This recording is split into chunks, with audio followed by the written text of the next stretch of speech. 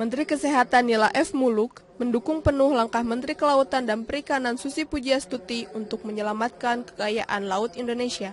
Bahkan Menteri Kesehatan menganggap Susi adalah superwoman.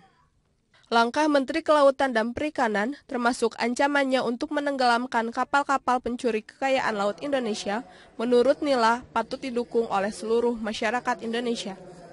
Bahkan Menteri Kesehatan berkeinginan untuk bekerja sama dengan Menteri Kelautan dan Perikanan agar tingkat konsumsi ikan masyarakat Indonesia terus meningkat dan bangsa Indonesia tidak lagi harus mengimpor ikan dari luar negeri. Pertanian atau daratan kita itu hanya 30%, sedangkan lautan kita itu adalah 70%. Kemana ikan kita? Saya setuju dengan Menteri Kelautan. Saya kira Ibu Susi itu manusia superwoman yang dia lakukan, dan saya kira kita harus dukung apa yang beliau lakukan untuk menyelamatkan laut kita. Dari Sleman, Agus Sutantoro melaporkan.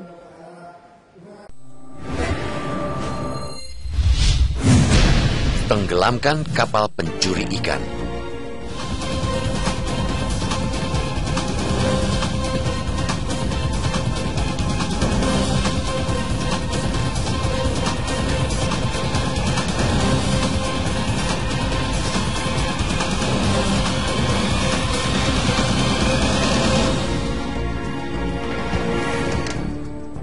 Berpuluh-puluh tahun, negeri ini terus membangga-banggakan diri sebagai bangsa pelaut.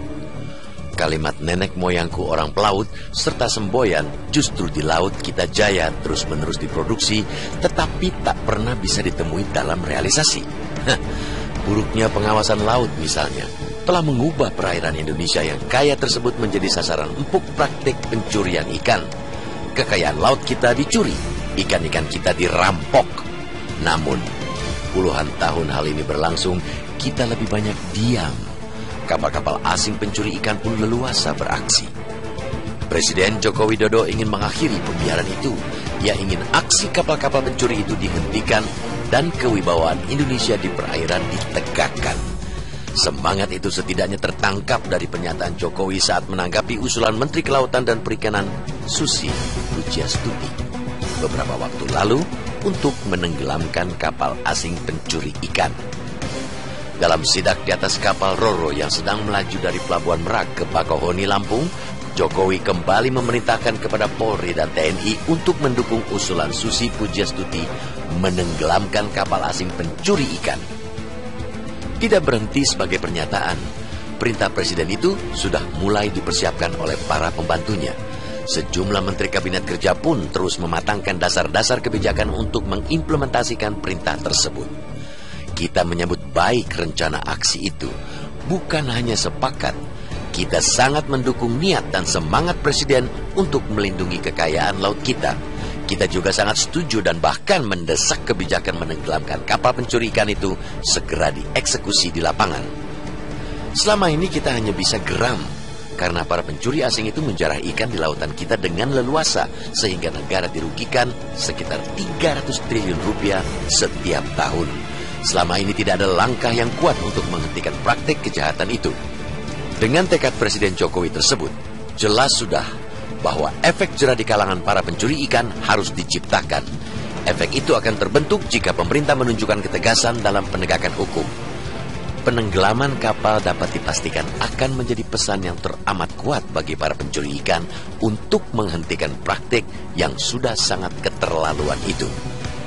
Kita tidak perlu ragu dan takut untuk mengambil langkah tegas karena posisi kita sebagai pemilik laut teramat kuat berhadapan dengan pencuri ikan.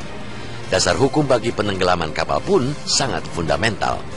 Dalam pasal 69 ayat 4 Undang-Undang Nomor 45 Tahun 2009 tentang Perikanan disebutkan bahwa penyidik dan atau pengawas perikanan dapat menenggelamkan kapal perikanan berbendera asing berdasarkan bukti permulaan yang cukup. Kita setuju para awak kapal asing pencuri ikan yang akan ditenggelamkan harus diselamatkan terlebih dahulu. Kita juga sepakat agar kebijakan tersebut disampaikan dengan baik kepada negara-negara asal pencuri ikan, sehingga kelak hal itu tidak mengganggu hubungan diplomasi dengan negara terkait. Namun, Penciptaan efek jerah dengan menenggelamkan kapal pencuri ikan tidak boleh ditunda-tunda lagi. Sudah saatnya kewibawaan kita di laut ditegakkan. Inilah awal untuk mewujudkan visi Indonesia menjadi poros maritim dunia.